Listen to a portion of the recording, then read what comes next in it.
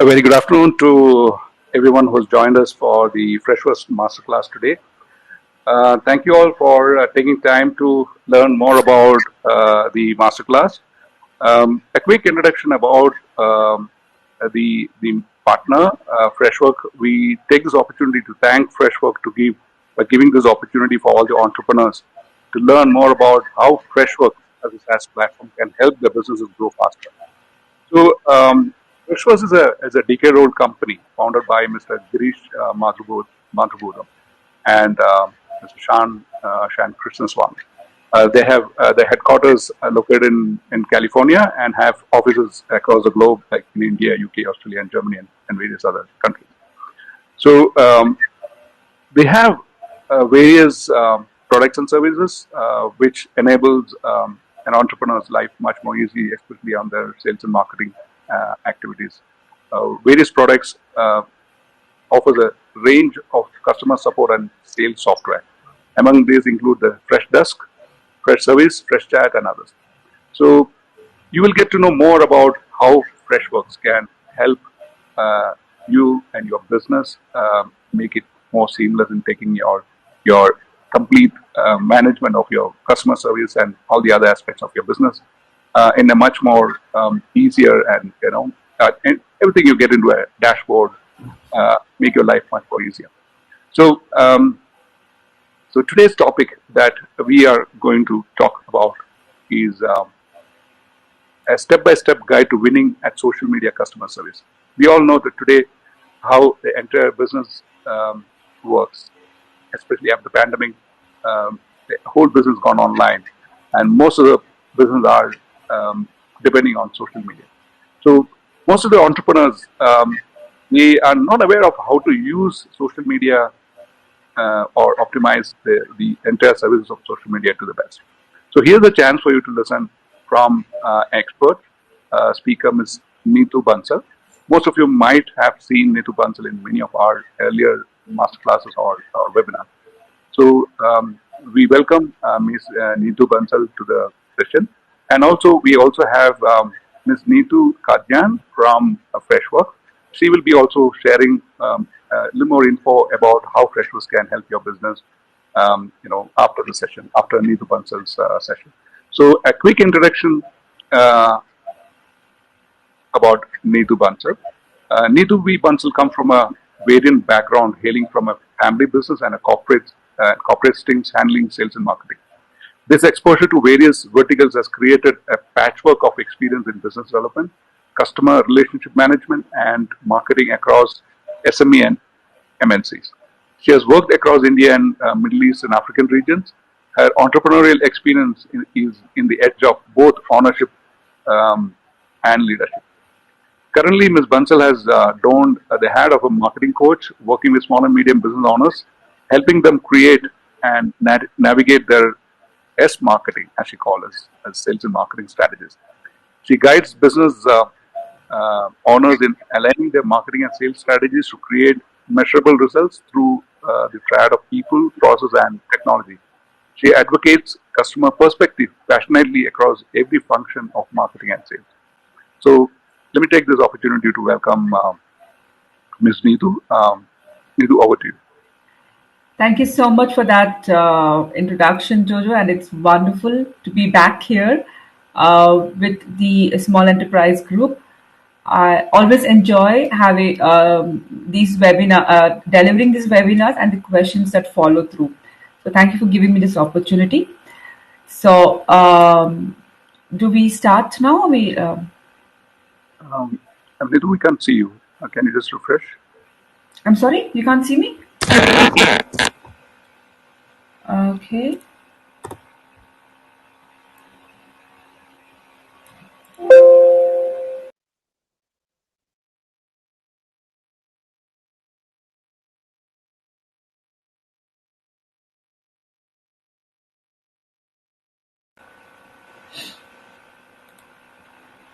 Yep. Can you see me now? Yeah, better. Thank you. Thank you. Okay, so let me start with sharing my screen.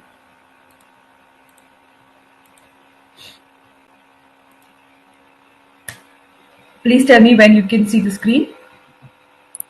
It's clear, visible. You have to just enlarge it. Thank you. Okay. So, everybody, welcome to the Social Media Customer Service Masterclass. I hope this session today will give you a lot of clarity on how you can build a platform which is focused, which is delivered through social media and create a customer service program for your customers. Right now, to begin with, let's start with a simple poll.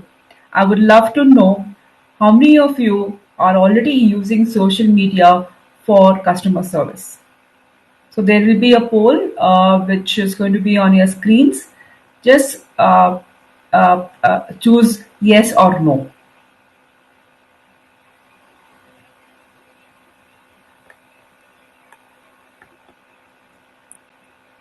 We have 100% on this question. 100% saying yes. Fantastic. That's amazing. That's very good. So now what we are going to be doing today is to also go, well, as I'm going through the slides, since you're already using the social media for customer service, we'll have to just start defining what are the next steps that you can do, how you can improve on them, what are the challenges that you may facing, and how will some of the pointers that I'm sharing today will help you through that. So let's start with that. Now, throughout the slide, I'm going to be throughout the presentation, I'm going to be sharing a couple of these codes. Some of them are do's and don'ts. It's so please do make a note of it. Okay, and Neeta, can you enlarge your screen? it is on screen right now. Yeah, I think we can see the other slides as well. It is on full screen. You're not able to see the full screen?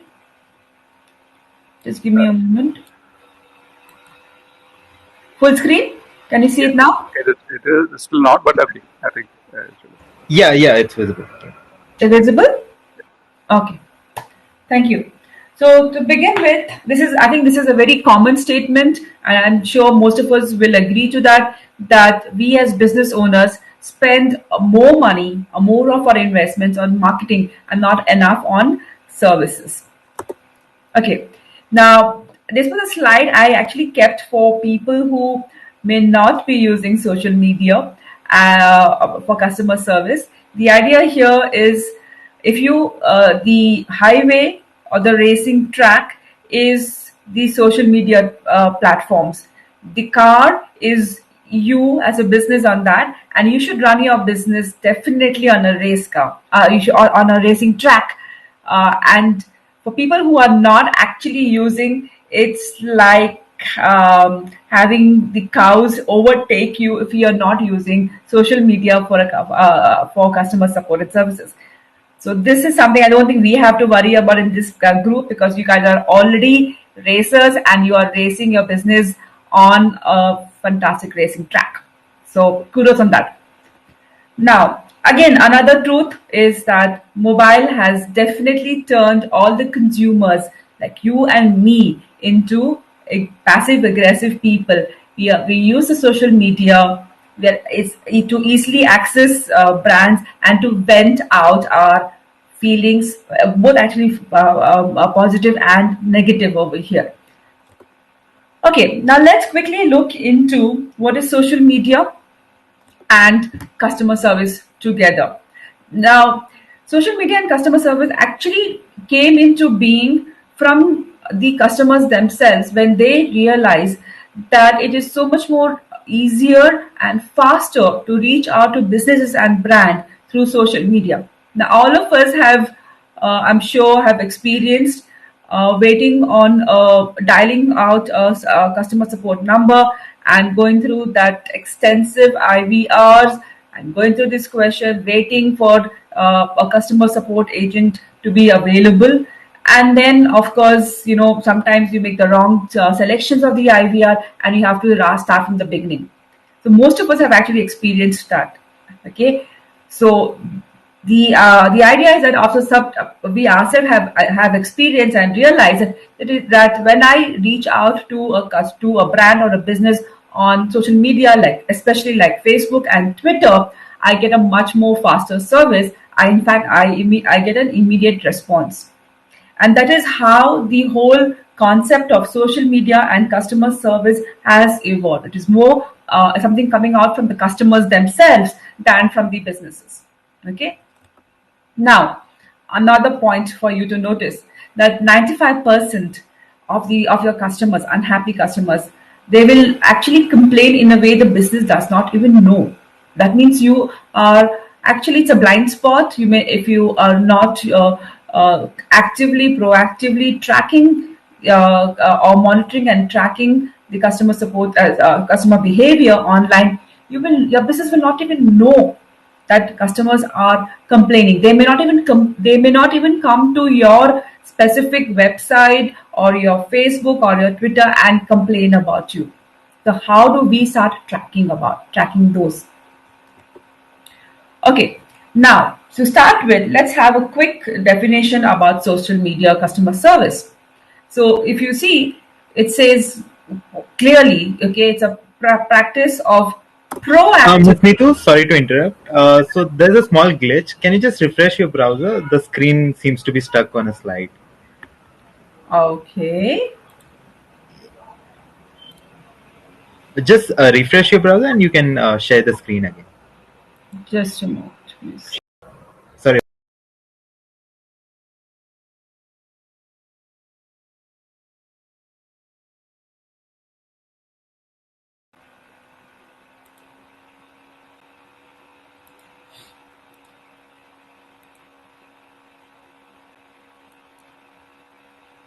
Are you able to see now?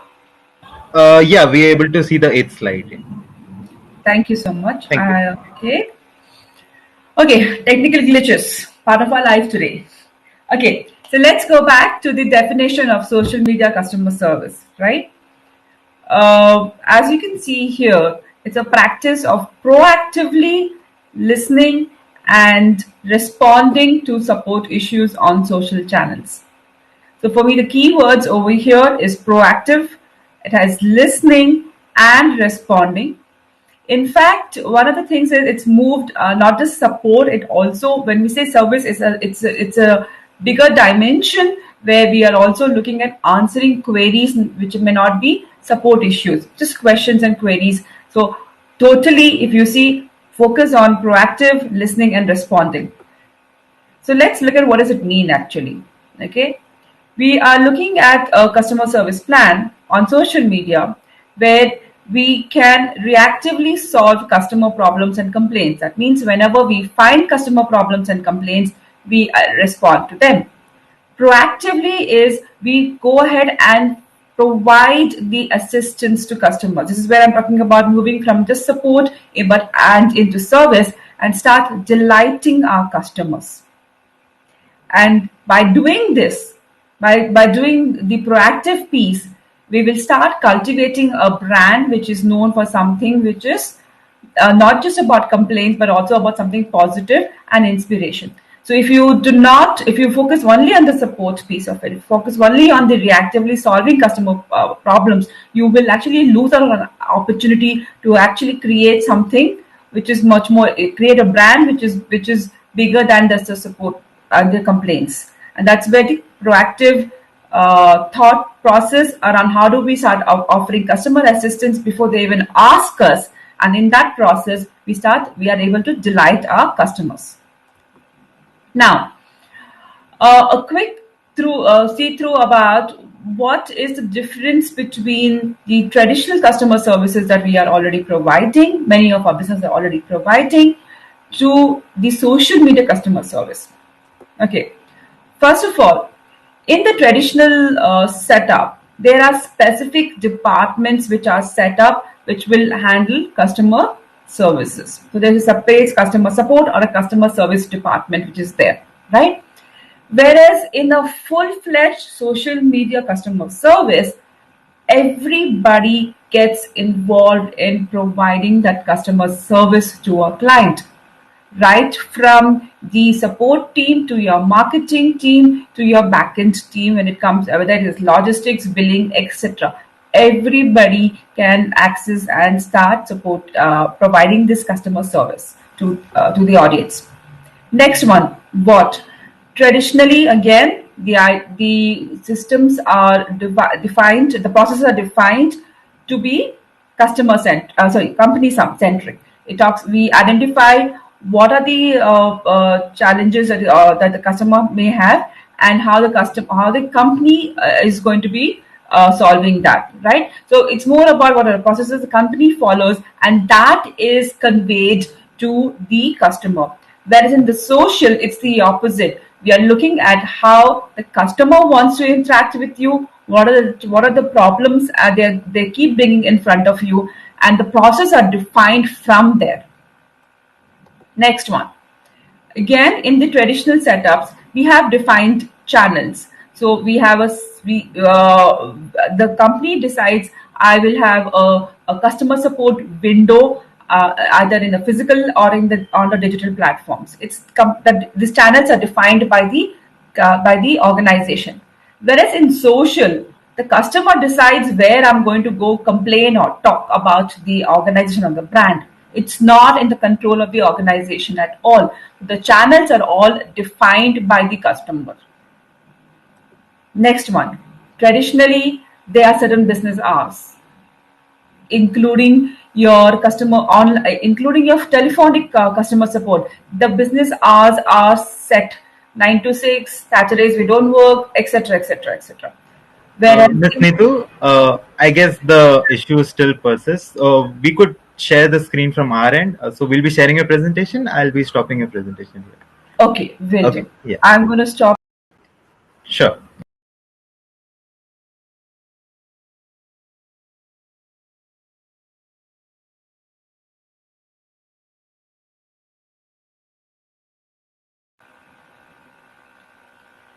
Okay, I have stopped sharing. Sure. I'll be sharing it. Thank you.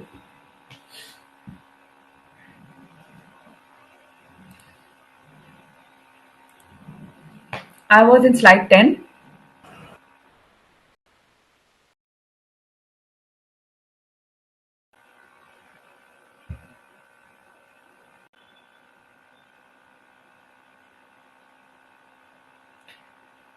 Thank you. Sure. You could just guide us, and then we'll go take it through. Yeah, so you can just keep pressing the enter button till we reach. Okay, okay. So let's have again go back. I will repeat the when piece. Okay, in the when, in the traditional sense, in the traditional customer service business setups, the business defines what are the hours that they are going to be providing the customer support. For example, a lot of us have experience where we make a call to a customer support after 6 o'clock, 7 o'clock, and it says that these are our business hours are so and so. So please leave a message and we will come back to you to next day, right? Whereas in the social setups, the customer defines when and where they want to talk about your business. Okay, so it is customer set hours. That means it could be in the midnight or early mornings. It is not, and the business needs to respond to that. The next one is the why. Okay, traditionally, customer support, the setups are actually set up keeping in mind that they need to enable transactions. So these are more customer support driven rather than service part of it. Whereas in social, we are actually able to take this into another step forward and start enabling interactions. That means it is not related. It doesn't have to be related to only billing queries, etc. But how can you remember we spoke about the proactiveness? So how can we proactively start engaging with the customer and create interactions to and fro? Now the how. In the traditional sense, what happens is the messages are already defined and they are conveyed to the customer. These are messages defined by the business and they are conveyed to the customer. So it's standard messages being distributed. Whereas in social, the obviously we all know that the whole idea of being social is to have a conversation, right? So how can you interact and engage with the customer into a conversation, and by this way you will be able to track more information and also give a lot more information to your customer. Okay, so now let's see what's the next one. Why social media customer services? Now, we know over here that all our customers are already spending a lot of time on social media. Okay, and whether you are there on social media or not, they are already talking about your business. They are tagging you using your at or hashtags, and they're already talking about you everywhere. So obviously you need to have a structured social media customer service program to ensure that you are able to track those conversations on those mentions and become a part of that conversation, and it is not just a one-sided information that is coming out from the customer. So now let's see what does continue with why customer media service, right? So sorry, social media service. These are some statistics that you would find interesting. Okay, now 80% of the companies believe that they deliver superior customer service, but actually only 8% of the customers think the same. I really love this representation. It shows that many a times business are actually looking in the completely different direction from the customer. What is important to a customer may actually be lost because business is looking at what is important to them. Some more stats. 33% of the social media users actually prefer social media rather than calling customer service. And I'm sure most of us agree, as consumers, as customers, we would also immediately relate to this point. Next is, what about customers who are actually receiving a response to their queries on social media? So there are numbers which say that they actually land up tracking 20 to 40% more, spending more on your business because they have got their queries being answered immediately and or maybe even proactively. And as business owners, that's a fantastic number for all of us, right? Then what do we see? If the service is good, okay, obviously people will tell their friends and customers, and they will tell their friends and other friends and families. The point over here, this number says, it will actually say they will actually share this on social media itself because they have received that particular service on social media. There'll be a 48% opportunity for you as a business to gain brownie points because the customer is now sharing it with on social media also. So all of these things, if you see, gives us a good idea about why we should have a structured social media customer service plan. Now, let's say, how do we go about actually doing this? So before we do that, what I wanted to also share with you is this journey to how we can move from a nascent stage to an amazing social customer service experience. This is, I think, would be especially useful for all of you because you already have embarked in this journey to create to provide social customer service for your customers, right? So let's see. I have divided the entire experience into two. One is the internal mindset as a business owner, and two, because of that internal mindset, what is the customer's experience with it? Okay, now let's start. Let's see what's the first one. The first one is experimental. Okay, and I would like all of you to actually tag where you are at, which stage that you are in, right? And it will give you an idea about what is the learning or what are the other things that you need to do to move from from level one to the amazing stage. That's the last stage. Okay, now let's see what happens at the experimental stage. At the experimental stage, the internal mindset is ad hoc. That means you don't focus specifically on customer service. Okay, it is actually provided by your marketing team. As your social media marketing team is out there conversing with customers or potential customers, they come across certain complaints, certain support issues, certain service requests, and they try to actually answer them. So the main agenda continues to be, as a business, continues to be marketing.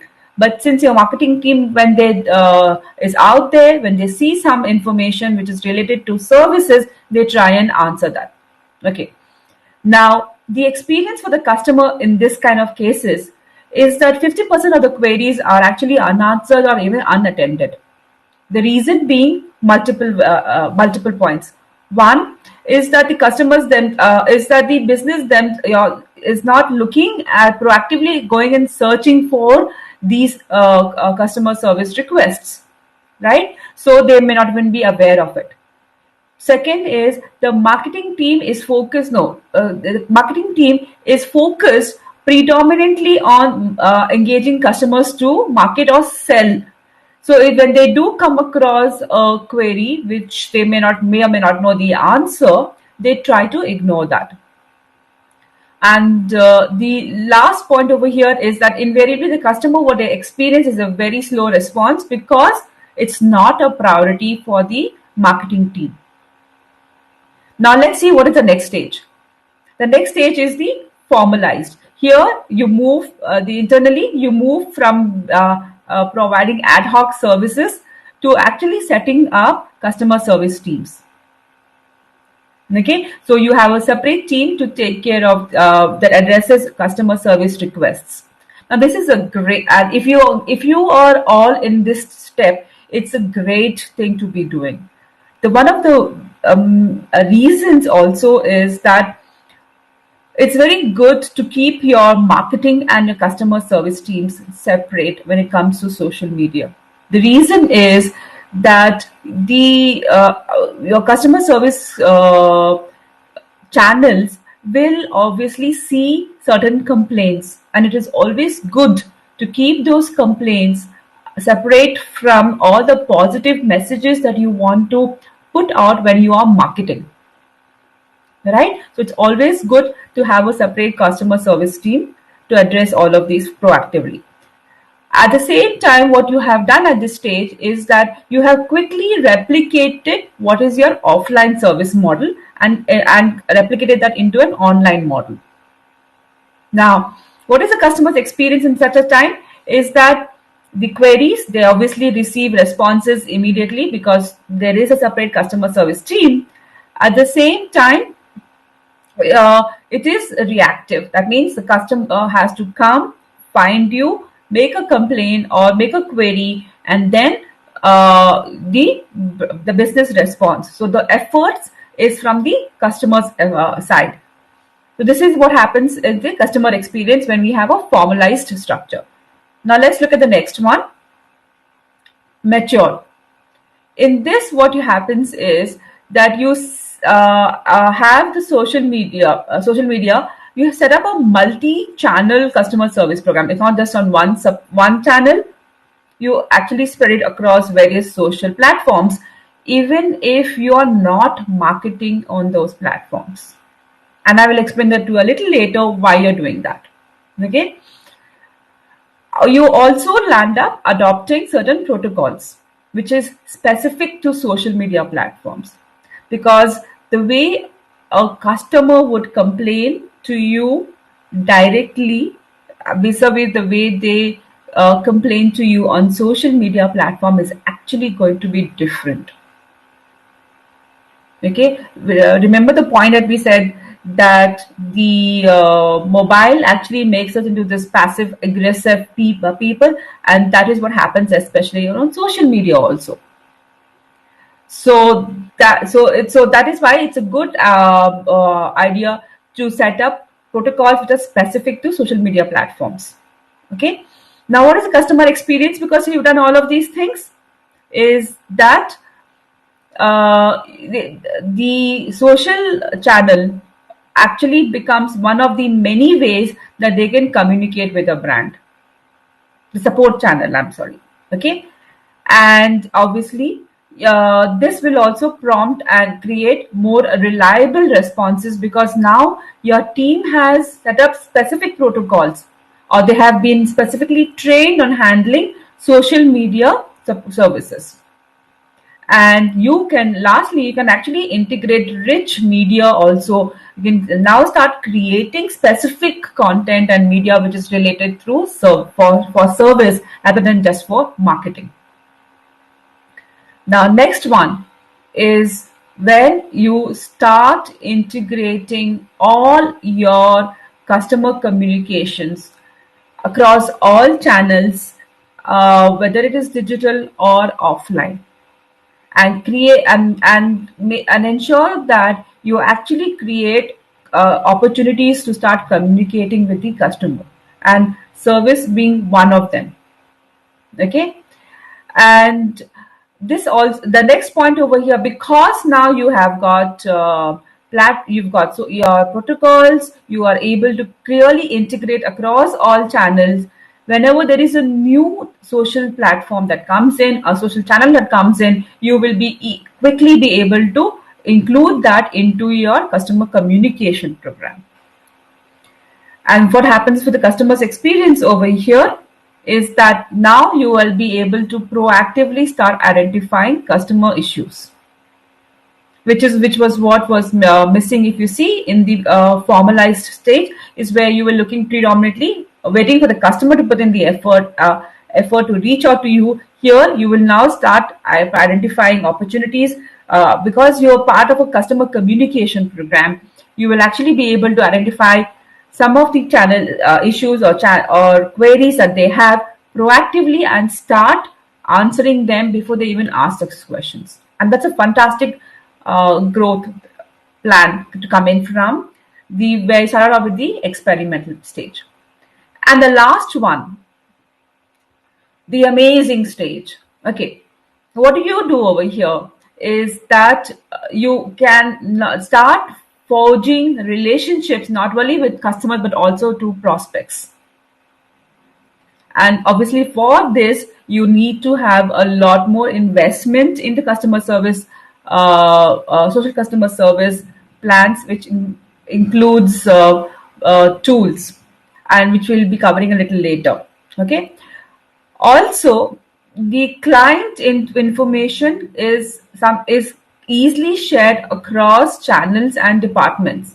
We're talking about a situation where the customer may have a query which is related to billing, for example, and that information is available. The billing information is now available with the customer service teams, or they'll be able to access that to understand what is the particular challenge that they are facing, right? Or if it is related to supply chain delivery delays, the customer service actually has access to that information also. And this is only possible when you start integrating across departments, across channels.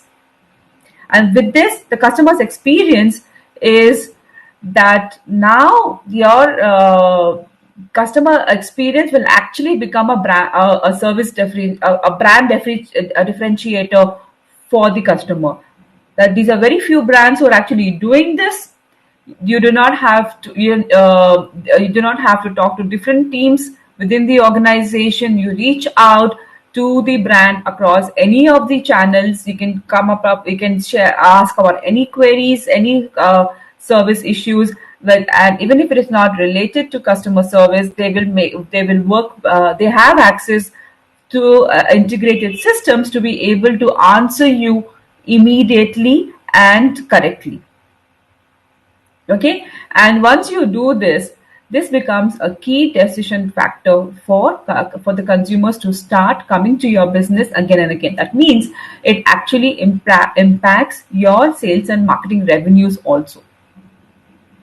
Now this slide, I know is very texty, but I have spent a lot more time over here right now, because keeping in mind that most all of you already have started your customer service journey on the social platforms. Okay, so like I said, do have a look at this screen once again and see where are you currently, at what stage of your of the customers customer service journey you are in currently, and what are the steps that you can still add on into your service programs. Okay, so now let's see what's next. Okay, now let's start defining your customer service plans. Okay, this is where we are looking at how do we start creating the plans and in a structured manner. So the first thing obviously is to start listening. Now let's look at the next screen. Okay, some tips on what to on listening. Okay, first one is listen everywhere. Listen where your customers talk about you, and listen where the customers talk about your competition. The second point, I'm sure you already know, but the first point, the second point is very interesting, because when you start looking at what the customers are talking about your competition, okay, it will give you an opportunity to do two things. One, it will give you an opportunity to identify what are the gaps where they're not talking about you but they're talking about competition, be it good or bad.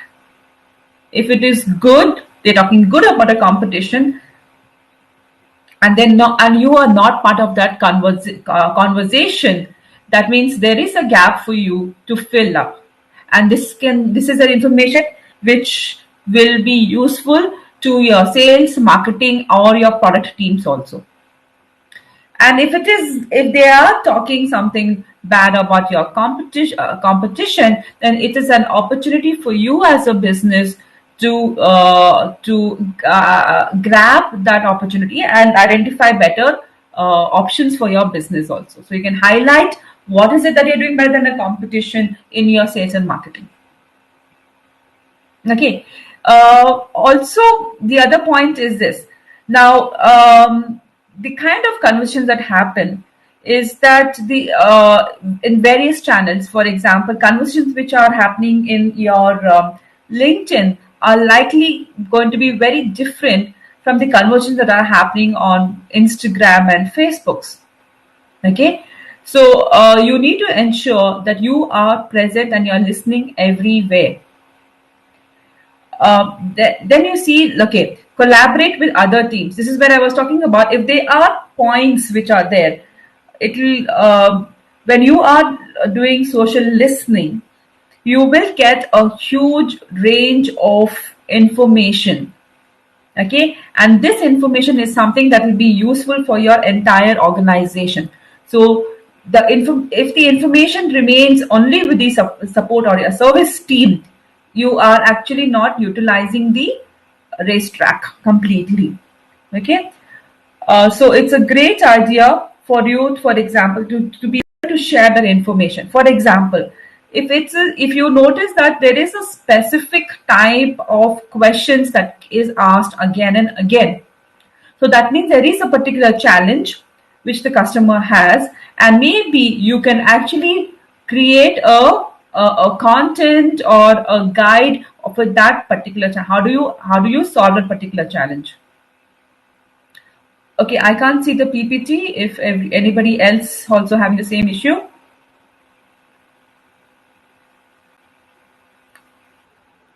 Yeah, it's not visible right now. Okay. Just sharing it out. Okay. Hello? Yes.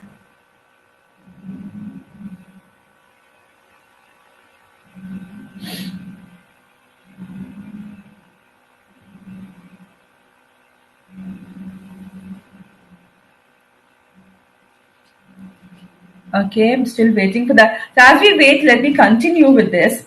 Okay. Sure, yeah. We are just trying to reload. Okay, not a problem. As you do that, I'll continue with this. Okay. So the what are the different departments, right? Your content marketing team, your product development teams can also actually benefit from whatever you are learning by listening on social media. So, as a business, you have to ensure that you create a process by which this learning is communicated to the relevant departments also. Okay. The next thing, in fact, one of the other things that you can also do is when, as you are looking at social listening, if you are able to start identifying what are the sentiments of the customer towards your brand. Is it a positive? Is it negative? Is it just so you will actually start having a feel about how they are talking about you on a regular basis, and if this ever changes, okay, it would mean that there is the brand's conception has changed, and you will need to understand why this has happened and immediately be able to plan out a strategy to take care of that. Okay, so now let's okay, so this is we're talking about learning from competition, learning from listening everywhere, and collaborating with other teams. Now in the end, with all of these things, with all this information, you have to take the action, because if you do not do this, then you're actually not listening, but you're just simply monitoring the information. So ultimately, you have to you have to take action, whether it is done at the customer level or at the back end with your other teams.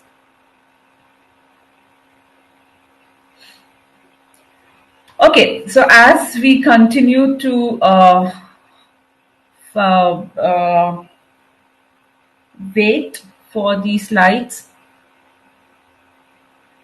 um, let's look at what are the differences between social media monitoring and social media listening.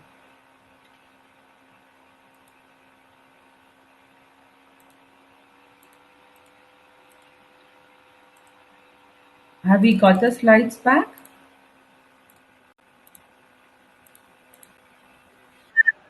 Is it visible to you, Miss Neetu? No. Okay. Yes. Thank you.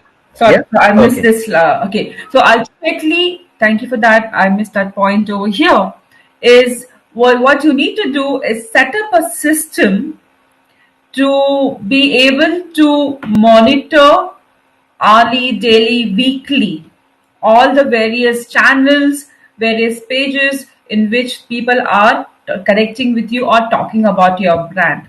And to set up and this is, so it's not just enough to be present in one or two channels. You have to have a system that will be able to identify when your brands are when people are talking about you. So that takes us to the next slide, which is about what are we going to be listening for. Okay, what are we listening for? Obviously the first one is customer requests, questions and concerns. Yes. What about competition mentions? When people are listening, when people are talking about a competition, and remember, and they're not talking about you, you should know about it. So when you are setting up your listening streams through any of your social monitoring tools, do make sure that you also incorporate the names of your competition. Okay. For your own business, not just the company name, but the brands and all the product names, all the three. Set up your listening or your monitoring tools for these also. Company executives, your CEOs, CMOs, people who are visible out in the market.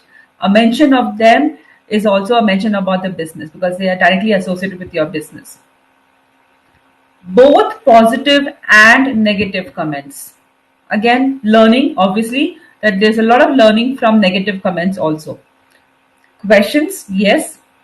Now, these are all till now was related to your business. But what about industry trends? If the industry trends are changing, wouldn't you want to know about that, so that you can also make plans and incorporate that into your organization. Okay. And what about blog posts? Somebody else is talking about you, or somebody else is commenting about you. Somebody else is replying uh, uh, to those comments, not you, not your not your customer service, but somebody else. You should also keep a track of that. The last point is who is talking about you regularly, whether it is positive or negative. Who is talking about you regularly? If somebody is talking about you regularly positively, then that's an opportunity for you to identify that, hey, would you want to be a talk about us as a guest speaker on our blog, or maybe you could can we become your influencer marketing? Can we can we create an affiliate marketing along with you, because you're already talking so much about us? So this is an information that will actually help your sales and marketing team also. So ensure that you have these various points are part of your listening program. Okay, next let's see what's on screen. This is the part we're talking about, the difference between social monitoring and social listening. I'm not going to spend too much time. I'm assuming you guys already know about this. The major difference over here is monitoring is where you are looking at metrics such as how many brand mentions are happening, what if your hashtags are being repeated, how many competitions mentions are happening where you're not part of the conversation, what are the industry trends, and what are the engagement rates for between customers and you. Okay, so you're focusing on collecting all of these data, and you can use this to calculate your ROIs on your marketing spends, or your support and services ROIs, or even to do your A/B testing on some of your campaigns. Okay, monitoring predominantly looks backwards. It sees it's all about looking backward and saying, okay, what did we do right? What did we do wrong? What was happening because of whatever actions that we took? How did the customer or the market respond to? That's the whole marketing. That's all the monitoring piece. Okay. Listening is to take this data which you have collected and utilize this. So in again, something that you need to look into your current social customer service programs is that how are you actionating the information that you are collecting. Okay, the next point is that use this information to start diagnosing what is the mood behind the customer's mentions. Are they happy with you? Are they frustrated with you? Are they just about average? Doesn't matter to them. So try to diagnose those moods, and of course that there are enough of tools right now. I'm sure Ms. Kadyan will be covering some of them today, how to actually be able to even diagnose those moods behind the customer mentions. Okay, same thing relates to the sentiments. What are the sentiments of the customer? Basically, what are the tone and the content, based on the tone and the content of the messages, what are the sentiments of the market or the customers? How do you measure that? Okay, listening will obviously now, if you see, is both looking backward and forward, measuring and then utilizing that data. So ensure that you're not just monitoring, but you're actually using the data, because monitoring is just 50% of the journey. Okay, now, so as we finish looking at this, let's go to the next slide. Okay, tools for listening. There are a lot of tools out there. I think I must have mentioned just about what 30, 40 in this slide. Continues clicking. There are about 10, 20, 30 slides. 30, I think. Okay, 28, 29 over here. There are a lot of tools for listening. Remember, this is not monitoring. This is listening also. Okay. In fact, next slide, please. I would advise all of you, if you're not already using a listening tool, is to look at, go to this G2. I'm sure many of you must already be knowing this G2 grids, and this is the latest. It's a screenshot of the latest social customer service tools that are available globally, and they have marked this already. You can, in fact, when you go do a Google search for G2 Grid for social customer service, you can actually, if you see on the left hand side, identify whether you can also filter this as per your business, whether it is a SME, large enterprise. Based on that, you will also be getting the information. You can see which are the best tool for your industry.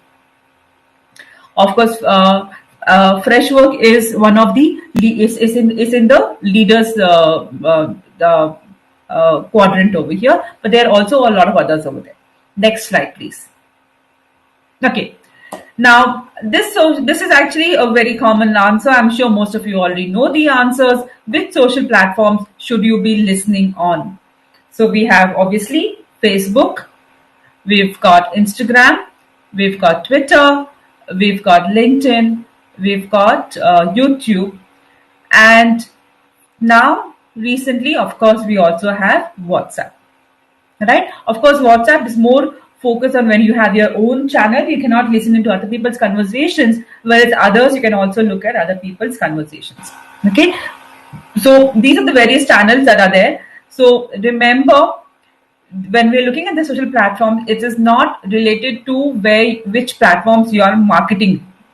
You may decide that you may have clients, for example, B2B clients, and you're focusing only on LinkedIn, okay, which is fine because that's where your marketing budgets are being focused upon. But ensure that people are not, or ensure that you're there on Twitter, on Facebook, and you're also listening on Facebook and Instagram, because people will be talking about you in those platforms. So the social platform that you're using for your marketing may or may not be equal to the social platform that you are using for your customer social services. Okay, next. Okay, now that you have listened to your customers, you know where they are talking about you, you know what are they talking about you and your business. You have to start responding to the customers. Obviously, what do you do when you're looking at responding? Okay, first of all, before you get into that, you need to make a couple of decisions. One of the questions over here is, will you use one dedicated team to reply to the customer social messages across all the channels, or will you segment the responsibilities according to different social networks?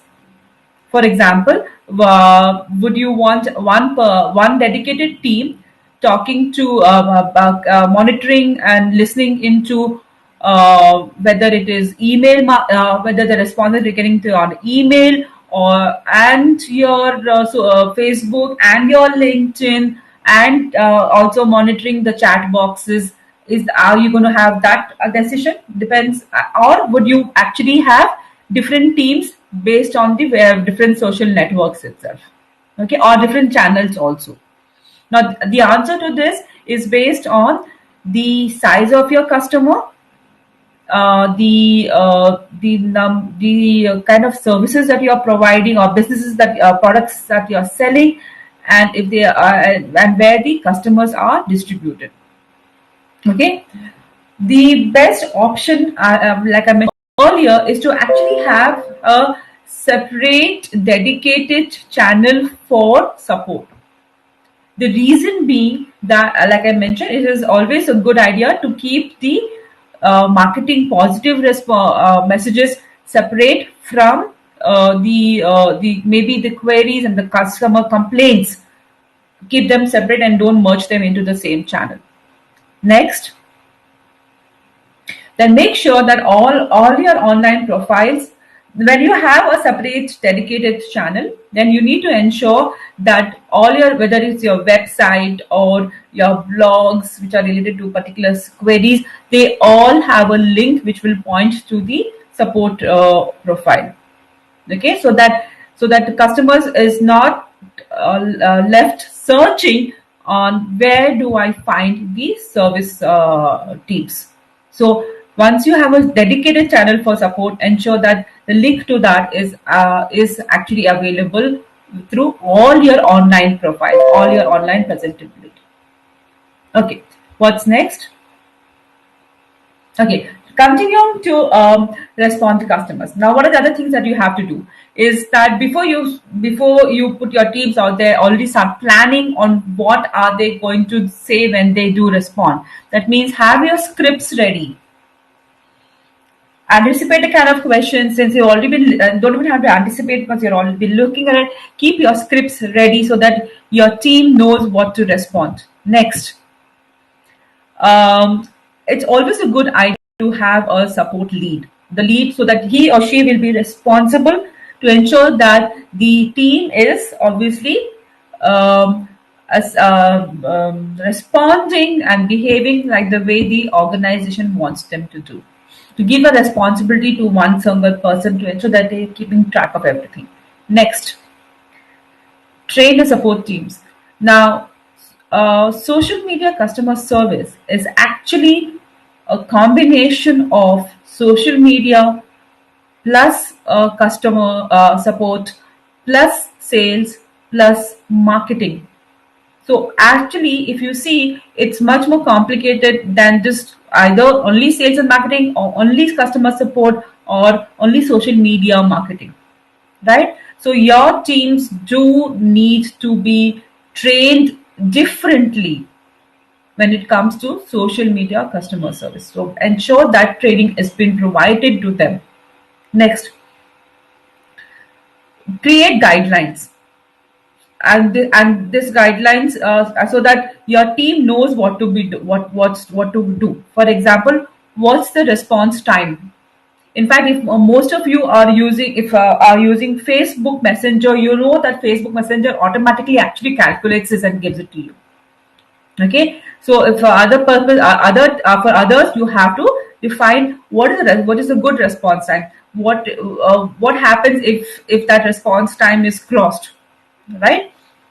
And what should your team do? What should be the when your customer support rep does not know how to answer? What is he supposed to be doing next? Give them all the information. Okay, when do you want when should the customer support rep take the conversation out from the public and move it into a private conversation? That is in this is the place where you also train your teams to identify how to respond to trolls. They are people who are going to come and vent on your platforms, not just because they have a problem, but they want to create an additional problem. Okay, so how do you manage those trolls? How do you move? When what kind of how do you respond to them? Okay, how do you track them? All of those things should be part of your training to your support teams. Also, when should your managers be alerted? Or your lead, this becomes your lead's responsibility. How does the management, not just managers know when there is a social media crisis? That's so that so that they are able to quickly respond to that. And the last one is about the tone of the conversation.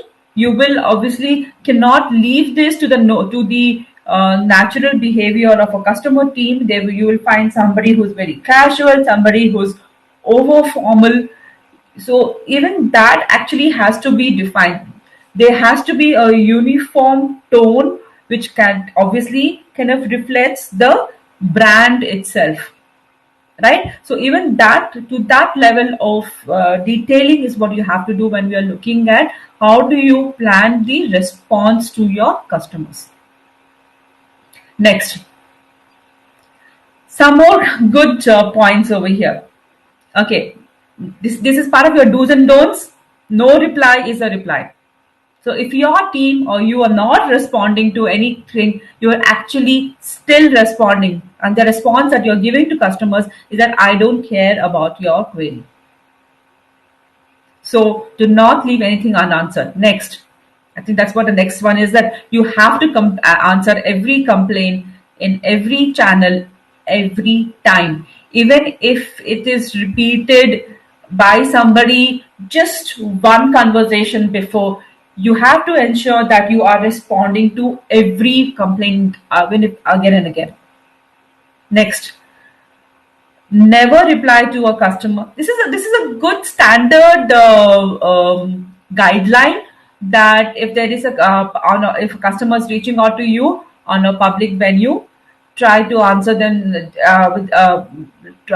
answer their queries on more than twice, and then move them into a private message. It's a good standard. It may average standard, but if you, depending upon the kind of business that you are, if you have a very complicated product or service, you may want to increase the numbers, but put your thresholds over there. Next, I love this. Okay, if you are a good social customer service, then you actually want your complaints to happen publicly, because you can use this opportunity to actually create more brand value. Remember the brand differentiator, because you're so good at customer service on the social platform, that every complaint actually becomes an opportunity for you to establish and re-establish your superiority compared to the rest of the market. That's the kind of confidence we should, would be great if you can be able to develop that. Next. Okay, now these are some KPIs for you to start measuring. I'm sure all of you, since you already have, so are doing this, just make a note that if you're covering most of them. One is the obvious one is the average response time or the reaction time, which I gave you the example about how Facebook is already doing that automatically. Other places will have to do that. Another one for me is the first response time. So what's the time it takes for your your team to actually respond the very first communication? Even if you don't have the answer, you need to reply to them, or at least acknowledge those things. Then the other one is the overall brand sentiment. They are tools that will help you define those brands and define the how do you evaluate the brand sentiments. So you need to know that. Positive and negative mentions, we've already spoken about that. A good ratio, because obviously in the market you will have people talking both positives and negatives. If your overall average is positive, so you will need to know the ratio to figure out what is the overall average. Okay, the last one for me is the when you are providing this social media customer service. Okay, if you're doing a great job of it, your retention rate will increase. It actually impacts your retention rate, because customers are having their queries answered and they will not leave you.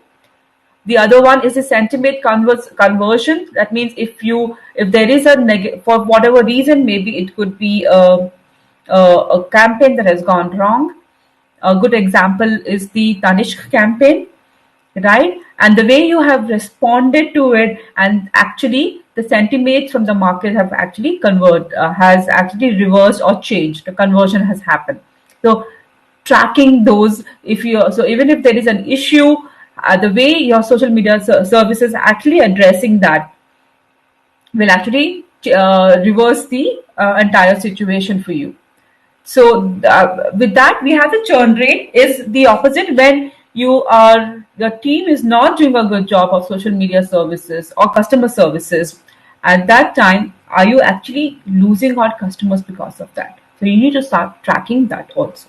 So these are some of the common KPIs. There are of course a lot more available with the tools. Some of them are automatic, so you do not have to set up the process to track all of these things if you have a tool there. Next, some more points. Okay, remember I was talking about the fact that if you're good at social media, so your customer service, then you should actually go out and seek to get more complaints, because that is going to give you more opportunities to establish your brand. So this is a good mindset, right? You go out and seek and find more customer complaints rather than away from them. Next.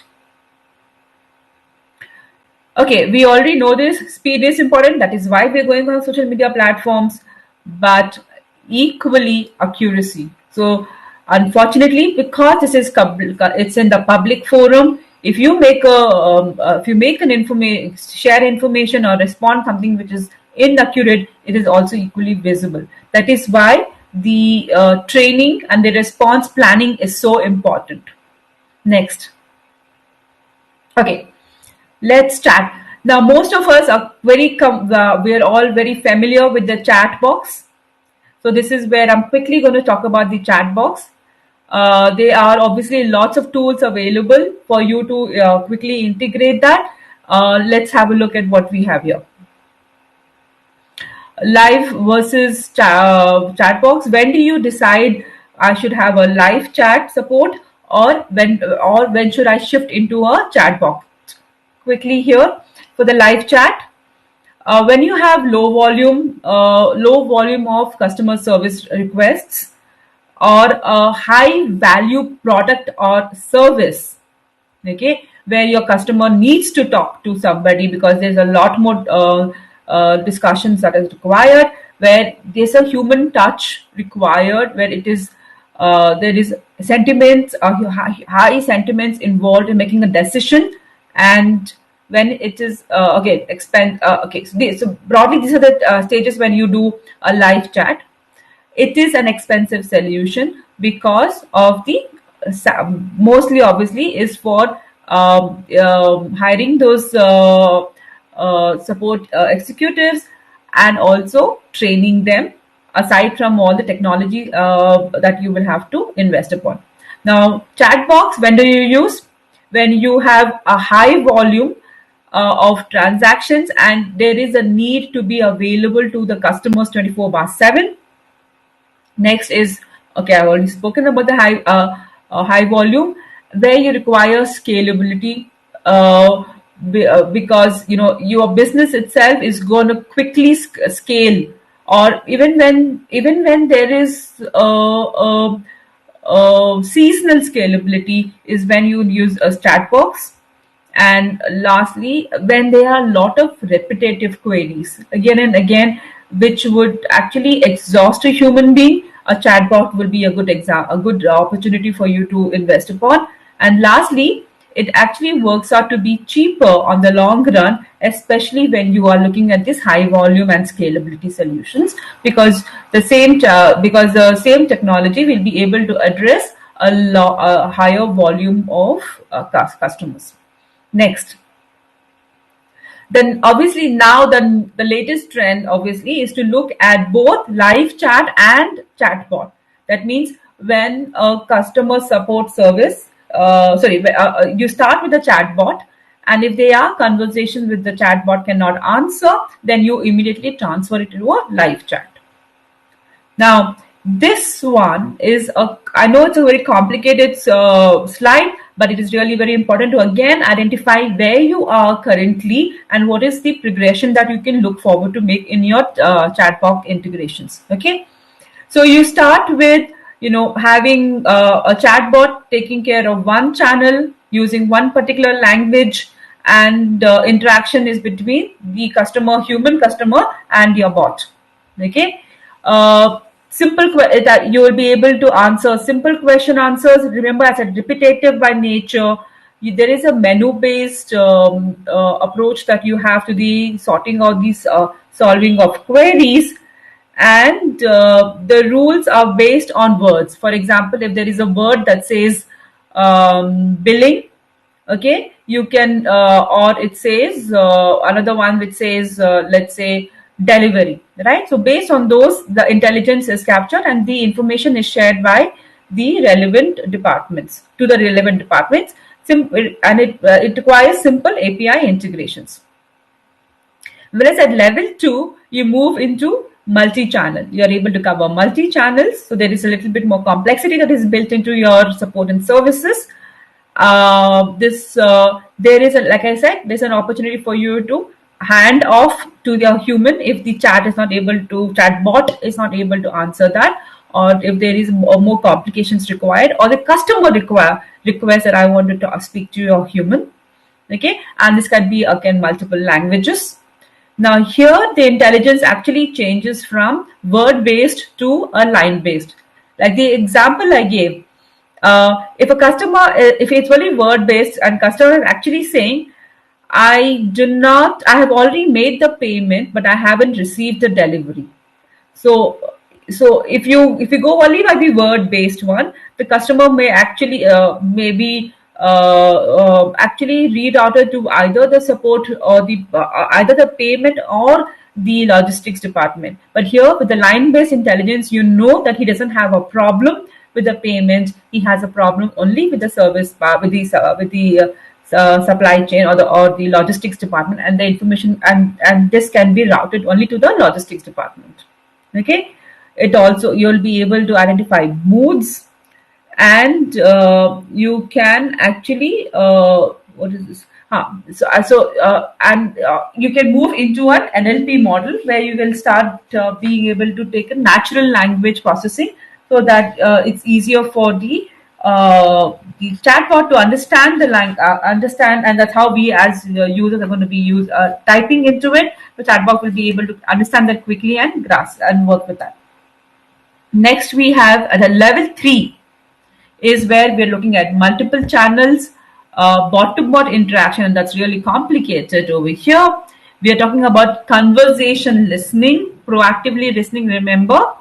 Okay, B2B conversations, which are much more complicated than B2C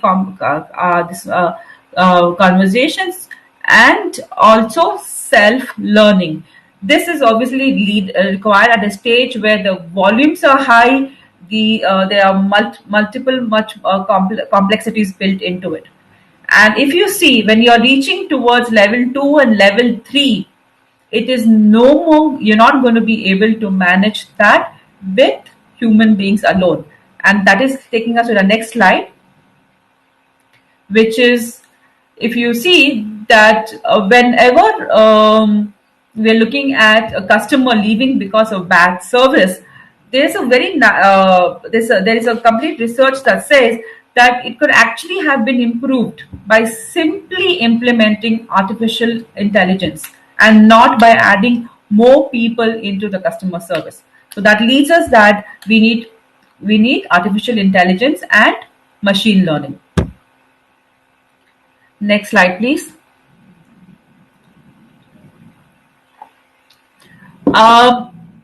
I'm not going to, okay, this is just for, I'm sure you guys are already, you know this, I'm not going to spend too much of time. You can just go through the slide fast. What is artificial intelligence? You know that. Machine learning, and we have deep learning. So in artificial intelligence, we're just talking about any technique which will help bots or the computers to mimic how humans behave.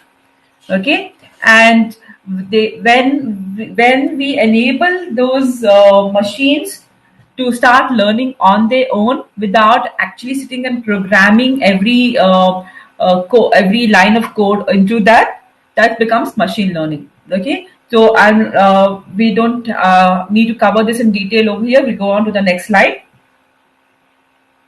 Okay, what are the various benefits of artificial intelligence in customer service for us? Obviously, scalability, which is what we saw in the slide about the chat box. Huge amount of scale when you're looking at complexity. Then scalability that's the time that you would require artificial intelligence. I'm sure Neetu Kadyan will be covering a lot more on that. Real-time support. Again, when we're looking at being available 24/7, then artificial intelligence or chat box will actually work for us. Next, accuracy and consistency. Now, this is obviously when we're looking at human beings. There are opportunities,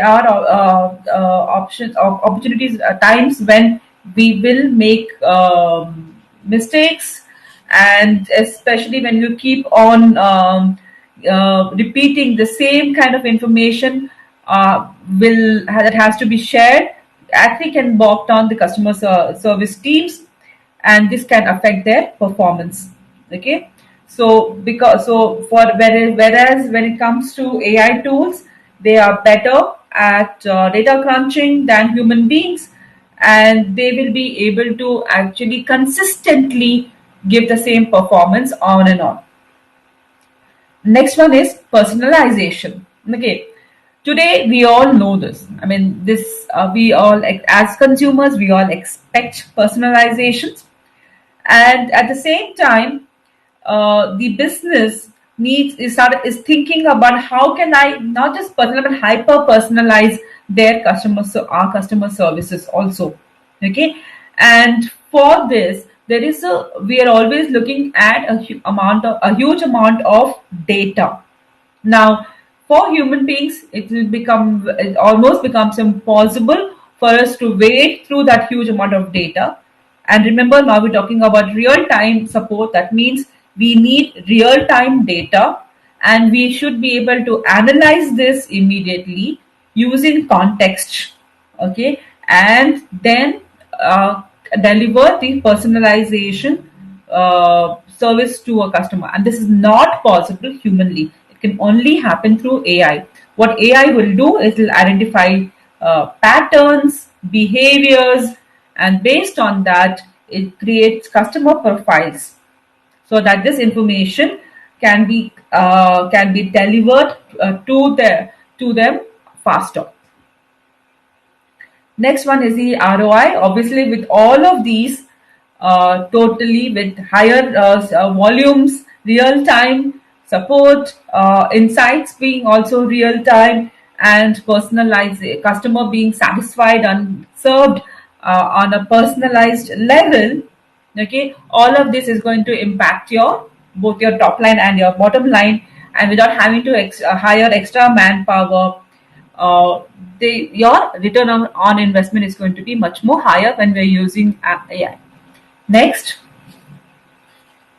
now what happens when you are using AI? This is getting a little technical in this portion, so and this is towards the almost the last slide, so please bear with me on this. You start with automatic ticket tagging. What happens here is the customer teams are, like we mentioned, handling a vast number of service requests every day. Okay, and so what happens in with an AI is that each of these what we call them tickets, right, the service requests or the tickets are tagged so that they can be routed to the correct team who can handle this. So like I gave the example of billing or payment versus delivery issue. So payment goes to the finance department, and maybe delivery goes to your logistics department. Okay, and just tagging that is a very monotonous, time consuming task. AI will be able to quickly do that based on something called a text analysis. Next one is we've got the automatic ticket triaging and routing. Now here in this, what happens is based on the natural language used by consumers like you and me, we will be able to ensure that the support ticket is addressed to the right agent. Okay, and so mainly this is around routing the right ticket to the right person quickly and effectively. Okay, so next one is urgency and prioritizing issues. Now, with human beings, obviously it's going to be it's impossible for humans to work 24/7, but the machines can continue delivering this on a regular basis.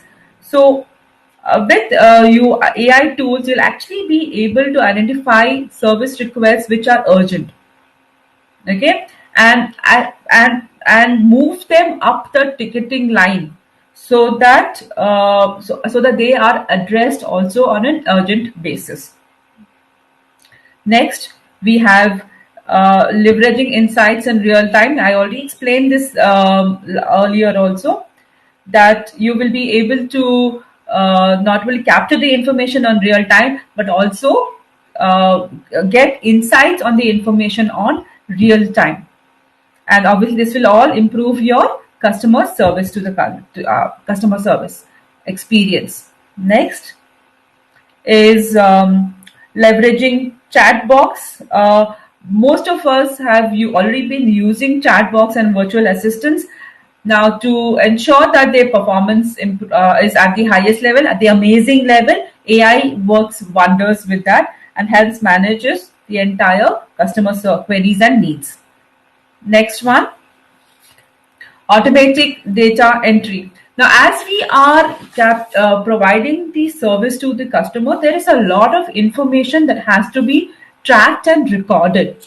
We are talking about simple things like your email, addresses, prices, phone numbers. All of these things have to be recorded. Now, with an AI, you do not have to worry about your service team sitting and doing data entry or copy paste job. AI takes care of all of these things for you. Next one is analytics, not just about the customers and the tickets and the queries, but also analytics around how is the quality, what is the quality and what of the customer service itself. So what is the for example, what is the sentiment of a customer after they have received the services? Are they happy with it? They're not happy with it. Even that can be actually addressed by the AI tool. Next is your AI based auto responses and response suggestions. So the AI tool, thanks to machine learning, now will actually can also make suggestions to you or your support team, or create these auto responses which are best or based on the behavior of the customer or the sentiments or by past information. Using that, they are actually able to give you better response suggestions also to improve overall sentiments about the brand. And lastly is the facial recognition. I do not know how many of us are actually using this, but a great example would be our Bangalore airport. If you are from Bangalore, where they are actually using our face to quickly complete the check-in process. And that's a great example of how using face recognition and they are actually able to do a frictionless ID, and they are able to quickly reduce the check-in time, which is the service of the airport. So they to that extent you can use AI over it. So that's a broad about AI. Next, just closing, that now if you see, after with all of this, social media services actually can become up, or it actually adds up into your acquisition and retention strategy. You keep your customers happy through social media, whether not just the one that you are serving. Remember, it's a public platform, so there are other people who are reading about it. Okay, and that will the response of the customer service actually impacts the others who are not even your customers yet. That means your prospects. So it can actually impact your acquisition strategy and of course retention of your existing customers. Next, it's actually reputation management, right? This is the visible public forum of your reputation management strategy. Also, customer service, social customer service is a part of your reputation management on the public forum. And then next, it is quickly becoming the new marketing. Going back to the slide on amazing, remember that this your customer service, social customer service, can actually become your brand differentiator, and that is a great marketing tool for you also. And lastly, be a part of the conversation with your social media customer service. So thank you so much. With this, I am wrapping up my session, and I think we'll move on to Neetu Kavyar. We'll keep your questions for some time. We will come back to you towards the end of the session for your question answer series. Neetu, over to you. We'll take a quick break. So we'll run a couple of videos on Freshworks, and then probably Neetu can join the session. Yeah. Okay.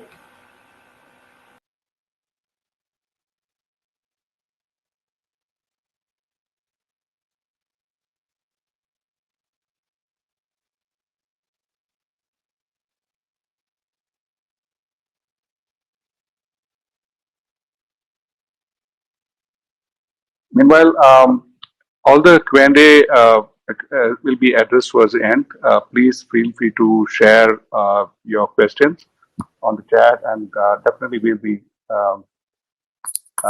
checking with the speakers towards the end of the session.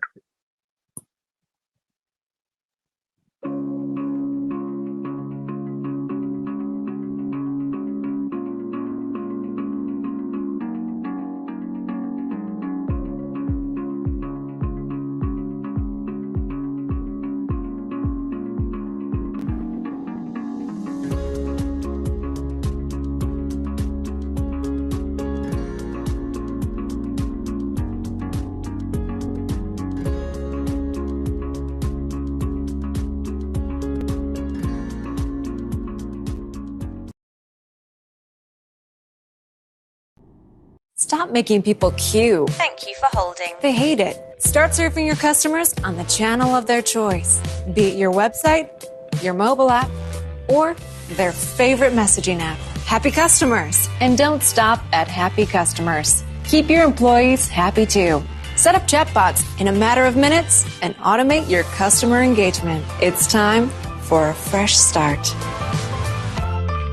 Fresh Chat. Run your business on messaging.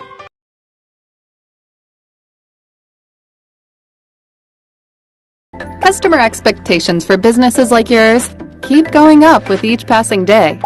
They want you to be there for them, everywhere.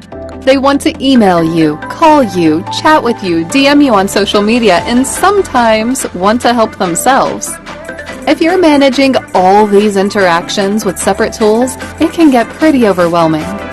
What you need is a single tool that'll streamline all your customer inquiries and enable you to provide stellar support across all channels.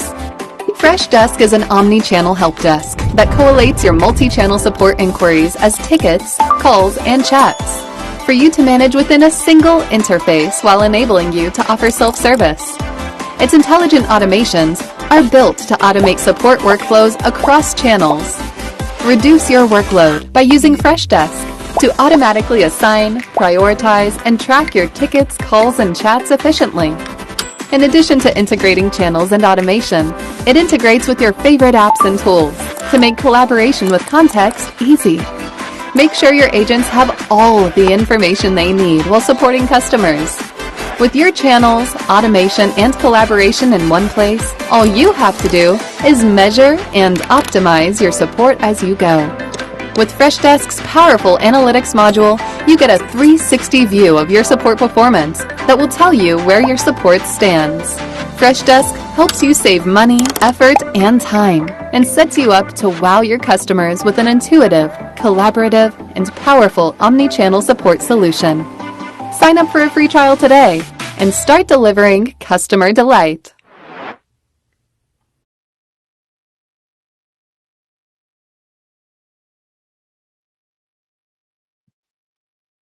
Thank you.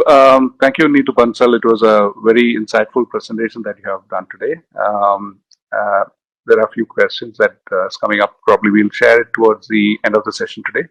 So next speaker, I would like to introduce Ms. Neetu Kadian. She is the Senior Partner Sales Engineer India at Freshworks. Neetu comes with over 7 years of experience in customer-centric roles in the SaaS space. Neetu works with different SMBs and mid-market organizations, helping them transform their customer engagement functions. As a Senior Partner Sales Engineer at Freshworks Incorporated, she spearheads pre-sales initiatives of the India region. So Ms. Neetu will be talking on how Freshworks can help businesses winning at social media customer service. So Ms. Neetu, welcome. Over to you.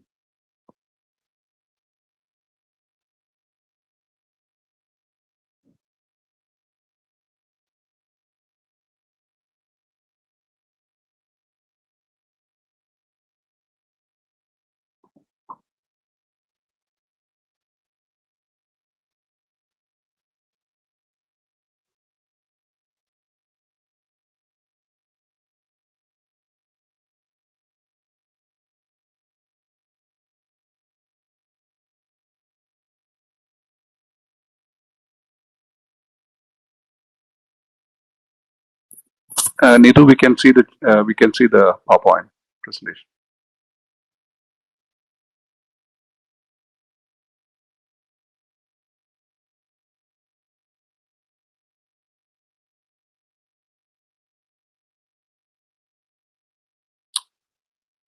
Can you hear us?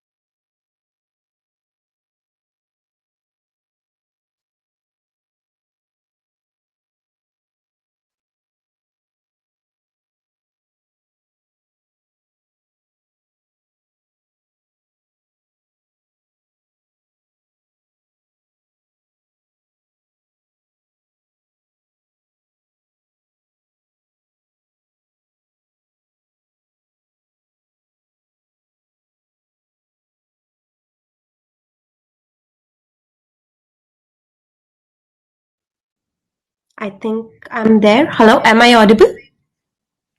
Yes, you are now. Yeah, thank you so much. I just refreshed my Yeah. thing. So let me just share my screen. I hope my screen is visible and I'm audible as well this time. Yes, it's visible. Yeah. Audible. All right. Okay. Thank you so much. Thank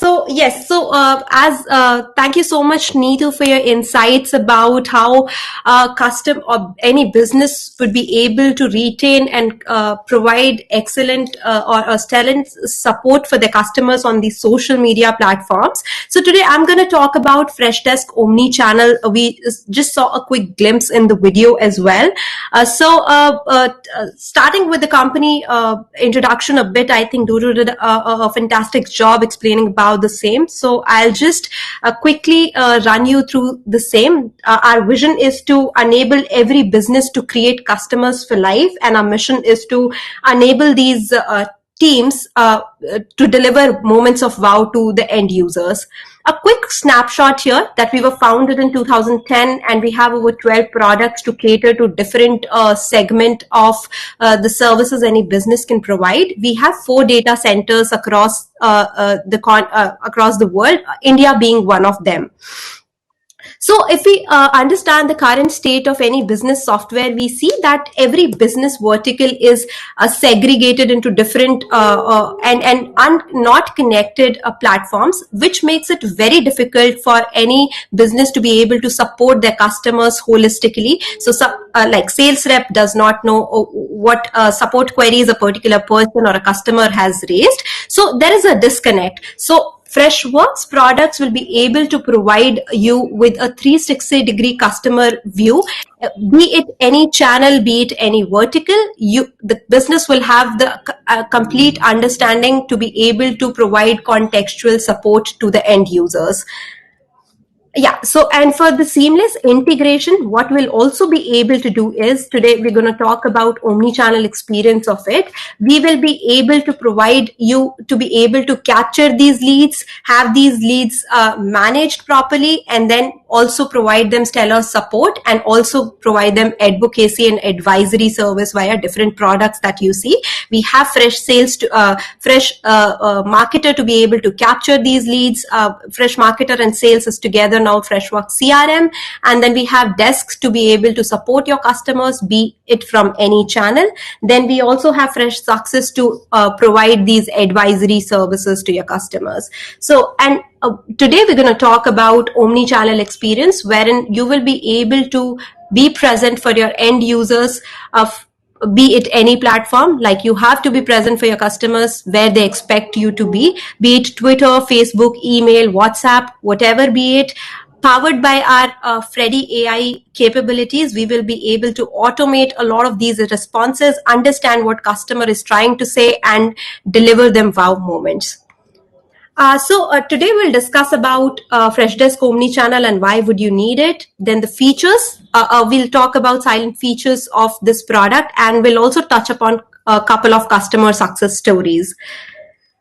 Freshdesk is an omni-channel platform wherein you will be able to engage with your end users or customers, wherein your representatives as people and bot capabilities will be able to work seamlessly to be available at every touch point and provide that delight to your end users. So we have 3 products essentially together, which is Freshdesk, which is a help desk tool, then Freshchat, which is a chat system, where you will be able to resolve your customer queries almost instantly in form of messaging, be it from any channel like Facebook Messenger, WhatsApp, or any other Apple Business Chat or anything. And then we also have Freshcaller, which is not available in India because of TRAI regulations, but we will be able to leverage upon this product in other countries.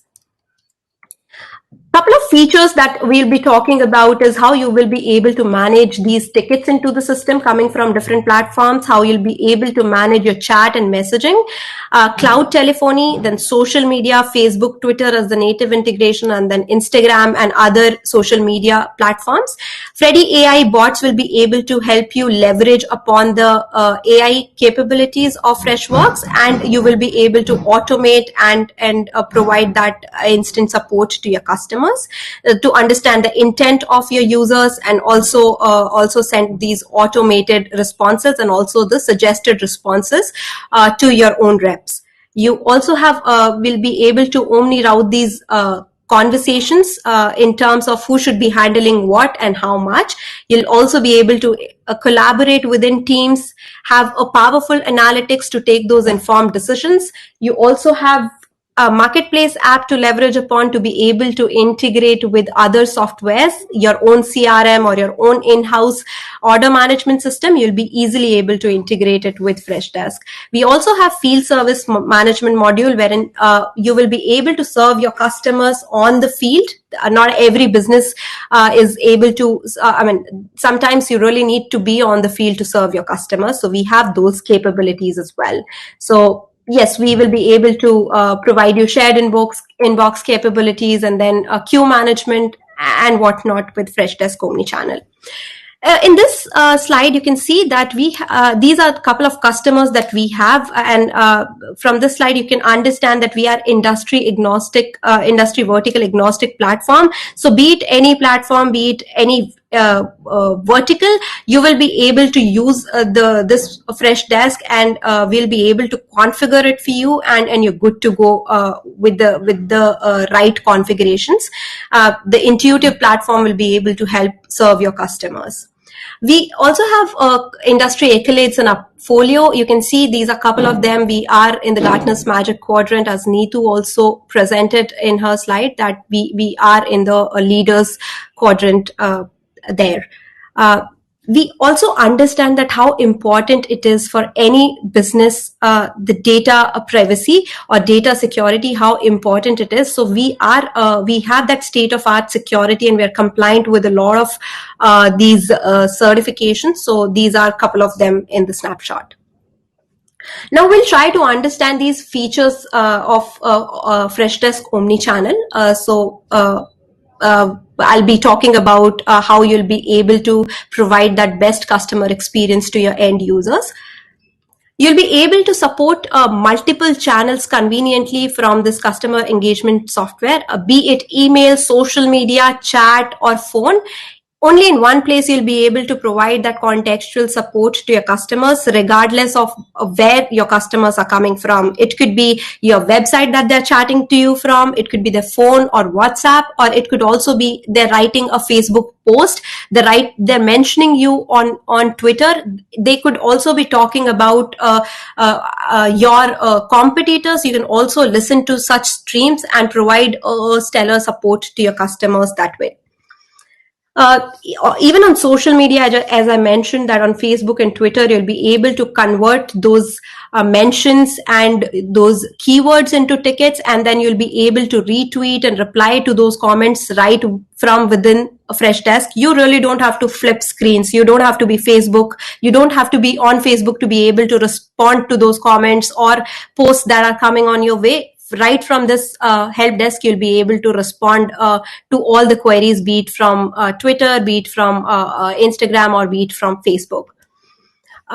And in terms of the chat or live messaging platform, obviously your customers expect you to be everywhere. They could be on mobile app, it could be on WhatsApp, Facebook Messenger, Apple Business Chat. So with Fresh Chat, you'll be able to be available on different platforms. We also have line integration available that you will be able to respond to your customers almost instantly right from any of the channels they reach out to you on. You'll also be able to support them on WhatsApp. WhatsApp, as Neetu also mentioned, has tremendously, we have seen the growth in terms of customers reaching out to businesses, which is very convenient for customers as well. They have WhatsApp open on the screen. They can simply start typing and they can send their queries to you, and you'll be able to help your customers even on WhatsApp with the WhatsApp integration with Fresh Chat. You'll also be able to run those click ads on Facebook or Instagram. As and when your customers click on those ads, they'll be routed to your WhatsApp channel, and you can start interacting with those customers. You can also capture those leads, as well as you can also provide them customer support. You can be available for them not only during your business hours, but you can provide them 24/7 support provisioning by our AI, this Freshworks AI engine. You'll be able to create those dedicated catalogs or payment queries. The bot will be able to upon the keywords they're talking about. It will be able to answer their queries. So you will be able to reduce human intervention as much, and it will be able to place order on behalf of the customers. It'll also be able to cancel those orders, modify those orders, everything via this platform. It could be a channel, could be anything, Facebook Messenger or WhatsApp, or even your mobile app chat channel as well. You can also notify your customers proactively. You can keep them updated as and when they make a purchase. You can keep them updated that, hey, your order has been successfully placed. It could also be about tracking the shipments, or telling them if their order has been cancelled, or if it is arriving today. Could be any of those scenarios. You'll be able to notify your customers proactively as well. So, which is also very important for businesses today, to keep their customers warm and updated. Now we'll talk about how this AI and automation will be able to help with the Freddy AI platform, how you'll be able to leverage upon the bot capabilities we have, and deliver these wow moments to your customers. So not only this bot is restricted to the customer facing roles, it is also available for your own representatives or your own agents who will be responding to those tickets, or the humans will be answering to these tickets. So we also have assist bots available for agents, wherein even the new team members or new reps will be able to leverage upon the same. They can simply get into the bot platform. They can start asking questions to the bot to be able to help the customers quickly in a very fast manner, and they don't really have to remember now a lot of SOPs or go back and check on a lot of things. They'll be able to make use of the same bot and start responding to the customers very, very quickly. Now these AI powered intent flows will be able to understand what the customer is talking about. You'll be able to enhance your customer's experience by understanding what they're saying. It doesn't have to be all the flows or the numbers or the buttons that they're pressing. They can simply ask a question, and you'll be able to answer those questions by defining those intents into the system. And you'll be able to train your bot over the period of time. And that's the USP we have, that we have this bot platform that you'll be using is a no-code bot builder platform. So you need not to be a tech savvy to be able to create these bot flows into system. You simply can get the system, start creating your dialogues, and you're good to go. So you need not to know any coding or anything. You can just start using the system from day one.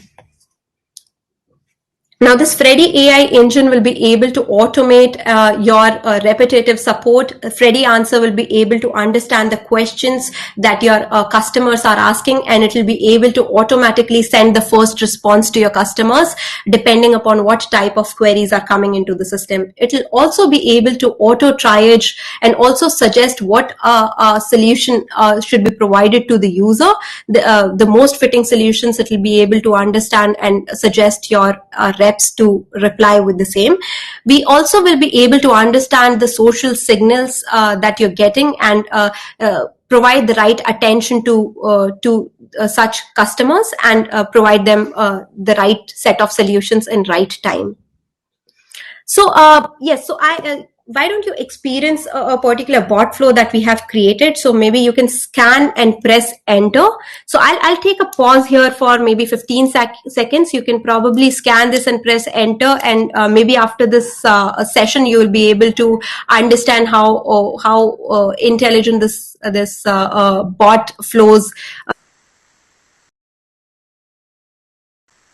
How one particular flow is built into the system, and similarly you will be able to provide experience to your customers. You'll also be able to provide customer support at a scale. So it's also you have to understand how this will be able to help you in future. The scalability is the most important thing here. So you'll be able to automate these repetitive tasks by writing those automation rules into system. You'll be able to prioritize these tickets and assign these tickets to right groups. You'll also be able to manage those SLAs that, okay, this is the time I have to respond to my customer to, like first response again is very important. You'll be able to acknowledge those tickets automatically. You'll also be able to assign resolution times against particular tickets and respond to your customers well within time. Depending upon the business tasks, you will be able to define the same. You'll also be able to create those canned responses so that your agents or reps do not have to remember these SOPs. There could be predefined responses you create into system. You just simply have to insert them and keep sending them so that you save a lot of time on your reps for your agents, as well as the responses that you send out from your business are unified. You'll also be able to leverage upon the reporting. We also have a dedicated analytics section with 10 plus more than 10 reports or curated analytics, wherein you'll be able to leverage upon and look at what data is there in system and take those informed decisions, like how your team is performing, how your customers are being responded to, how satisfied your customers are. You'll be able to look at those reports just at one click. But if you feel, okay, these reports are not enough, you will also be able to create your custom reports into system. Depending upon what all you want to look at, you will be able to plug in, fill in, or put those reporting metrics into the system and look at those reports just as quickly. And with the help of Freshworks platform, you'll be able to, because the platform is open and flexible, you'll be able to configure it as per your need. You'll be able to trigger those automated workflows to be able to respond to your customers quickly, understand their queries better, and give ease of time to your agents. We also have rich APIs for the deep integration. Even if you have your in-house system, you'll be able to expose Freshworks APIs, and you'll be able to integrate it with your system. With smart analytics, you'll be able to take those informed decisions. We also have our marketplace app where we have 1,000+ apps which you will be able to leverage upon to be able to connect with external apps. Could be like external CRM or maybe some e-commerce platform or Shopify or Magento, anything of that sort. You'll be able to just plug in and start using the system. We are enterprise ready, so we have our highest plans wherein we will be able to provide you all sort of such functionalities into the platform. Now, let's look at a couple of customer success stories as well. Like I've compiled 3 customer stories here. What our customers have to say about us. So Decathlon is one of our customers in India. We were able to provide them 82% of customer satisfaction, and we were able to provide them 92% of SLA adherence. And they are catering to customers from different platforms such as chat, email, phone, and social media. This is what they have to say about us. Then with PhonePay leveraged upon our bots, AI Freddy bots platform, and we are able to deflect 60% of their queries that are coming into system. Their agent productivity has gone up to by 1.6x, and they handle around 200 million queries per day. So that kind of scalable support also is very much possible, and the customer is very happy with the kind of support they are able to provide to their end users. Hamleys is again an international toy store that we have, and we were able to reduce 50% of the customer support cost. And the system is so intuitive and it's so easy to use, and the configuration time is also very less. It took only 48 hours to implement the system, and they were good to go in 2 days. And even it's very helpful for the team. The team itself, the reps are happier because they are able to automate a lot of functionalities into system to be able to support their customers. Now, that's what our CEO, Mr. Girish Matrabhutam, has to say, that we do not just be another software vendor for your business, consider as your friend. So yeah, that's what I am going to wrap up my presentation with. So feel free to reach out to us if you have any questions, or if you have any specific questions or for specific demo requests. Thank you so much. Thank you, Neetu. It was a great presentation, actually. This is gaining a lot of momentum, and people, since the online business are catching up, and brands like Freshworks will surely gain a lot of traction among small and medium business, especially. So thank you for this wonderful presentation. So now we opened a few questions to both Neetu Kadian and Neetu Bansal. So we have Ms. Himani Rawal asking, I would like to learn more about how we can enhance quality of reply which we give to our clients. This is through social media, I suppose. And how do one look at if the customer, any of your clients comes on online or social media? I don't know whether it will be good or bad. If it is for a good reason, yes, it's always good. If it's for a kind of a bad reason, or some issues that they have faced with the products or services, and they come on a social media and start questioning, answering, any of those, how do we handle, and which would be the best way to handle the situation?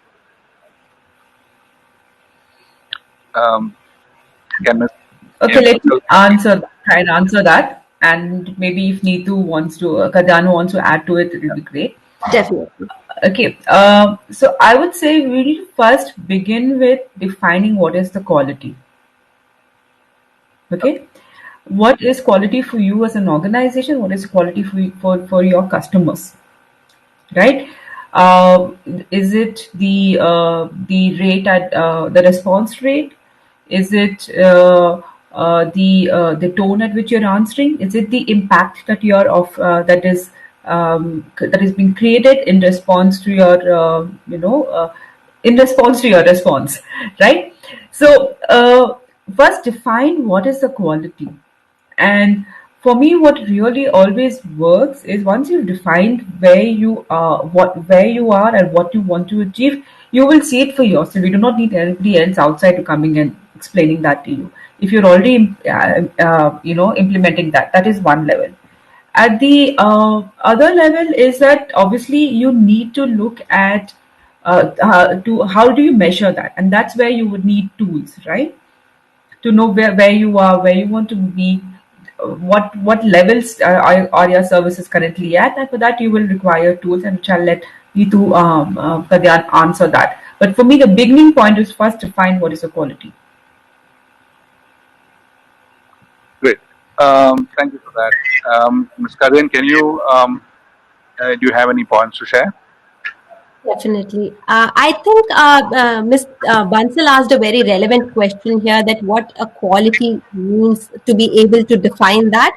And also, yes, to be able to enhance the quality of these replies, the first and the foremost point I feel is to be available, to be able to acknowledge your customers' queries at the first go, and then understand what they are looking for, and then provide them the right set of solutions would be the best approach to go with the same. But yeah, we really need to understand what kind of queries do you get into, what type of business are you into, and we will be able to help you understand, depending upon how the other businesses are doing it, or what your customers want. Thank you for that. There's another question: how to gain customer confidence through social media? Is there a specific way, or is it uh, effort, multiple efforts being given over a period of time? Ms. Bansal, can you throw some light into Sure, it? sure. In fact, that's very connected to one of my somebody else actually asked me this question, that how can we how can a business create trust on social media, right? So connected to that, okay, here, confidence, customer confidence. To begin with, if you remember, one of the slides I had spoken about was, um, no reply is still a reply. Okay, that the speed at which you're answering queries matters, but so does the accuracy. So there are a lot of points which was already shared about how do you things that you do to be able to get the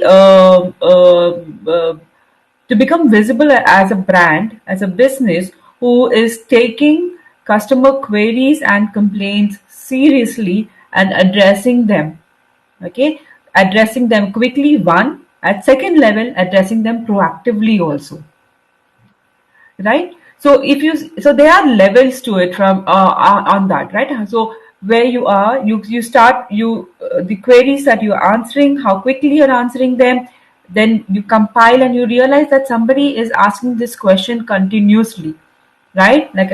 So maybe you can, like I said, you can actually create a content around that, a video around that. Hey, this is how you use the platform, or this is how you use my product or my service. That's where you become more proactive with it. Now what will happen is, the way your the quality of, I'm going back to the quality here, the quality of your customer service is now going to be visible to everybody, and not if you mentioned that, not just for your existing customers, but also to the market in general, so also for prospects, right? So all of that is going to culminate into gaining that confidence about your brand, that this brand is actually taking time and effort and giving serious consideration to the customer service. As consumers, if you see, many a times, we when we buy a product, we ask where we in the physical world, and I'm oversimplifying it, but when we ask where is the product, when we buy a product, where is the customer service, how do I get a customer service for this, right? The reason is because we know about, once we bought the product, if there is an issue, how will you address me, right? And imagine this question is being answered visibly in a public forum, right? So that is one of the ways that we are doing. I've also spoken about customer service being a part of the reputation management, a part of your marketing. So it's how you handle that, and all of that, how you handle customer service, and everything gets reflected around that. Thank you, Neetu. Great. The last question is Instagram an effective customer service tool? If anyone- I'll let Neetu answer Yep, that. sure. Kalyana answer that. Yeah, thank you, Neetu. Yes, so Instagram, you put your posts on Instagram and you get a lot of comments under the same post. So yes, because a lot of Z Gen, if you see, they are available on Instagram. So you should be able to understand what they're talking. If they have any concerns about your brand, so yes, that Gen Z, if I talk about specifically, yes, they are available all over there on Instagram. So yes, that makes it very important for you to be able to cater to Instagram as well. I'll let me to add on it. Yeah, thank you. Thank you on that. Ms. Bansal, would you like to share any points on that? No, I think Kalyan has already uh, answered that perfectly. I think yes. Thank you. I think a last question from Mr. Romi Bhutani, Divisional Manager, IT, Stockholding Corporation of India. He is asking, IT is generally seen the customers don't complain, but change their brands if they are unhappy regarding the service. Um, I don't know. It's not very clear. Mr. Romi, if you are there, would you like to come on the cam, or would you like to clarify your question once again?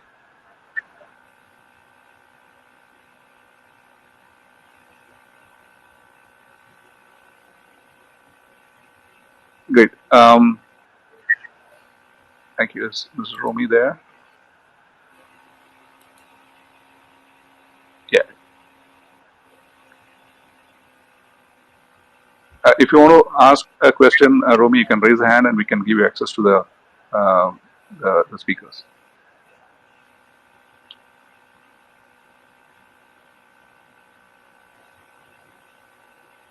Customers change brands for bad service. Yeah, of course. Your views on the same. Ms. Bansal, I think that could be a topic that you can answer.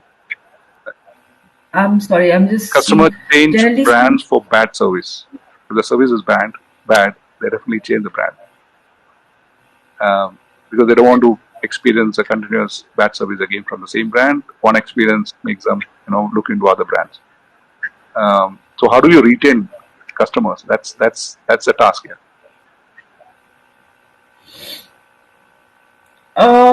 In fact, I mean, this is a whole new this is a whole detailed topic. If you see, I mentioned that you need to train your customer support team. Okay, whether it is whether they are on social platform or not, they need to be trained on how do you address these kind of situations, because you know customers will talk about you. Yeah. Okay, if you provide a good service, they will talk about you. If you provide a bad service, they will definitely talk about you. Okay, so you need to give them a reason to talk good about you. So, and I think so. The way technology or customer support together can work on that is to ensure that one, success stories are shared. It's actually, like I said, it's a combination, right, of your customer support plus your sales and your marketing. So when we add all of these things, we're talking about every time you create a happy customer, you propagate that. Okay, every time you create a unhappy customer, you try to solve that, and even maybe publicly apologize, right? True. So I guess Yeah. that's the I think answer to most of that. the time, customers. I would also like to add one point here. So apart from that, what Neetu mentioned is very apt. But what you can also do is you can stay in touch with your customers to understand how efficiently they're using the services or how helpful it is for them to be able to retain them, provide them an advisory kind of a services to not let them go away.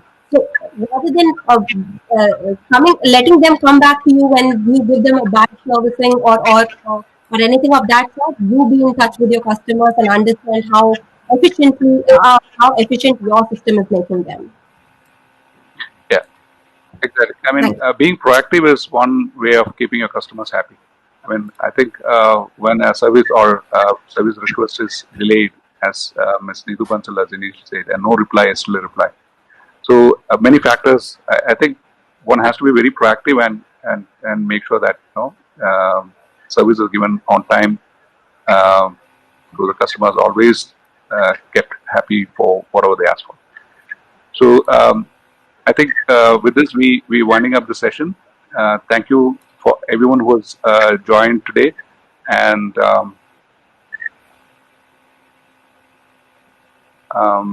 yeah, so we're joined today, and thank you very much for Freshworks for giving us an opportunity to ensure that we got a great learning from today's session.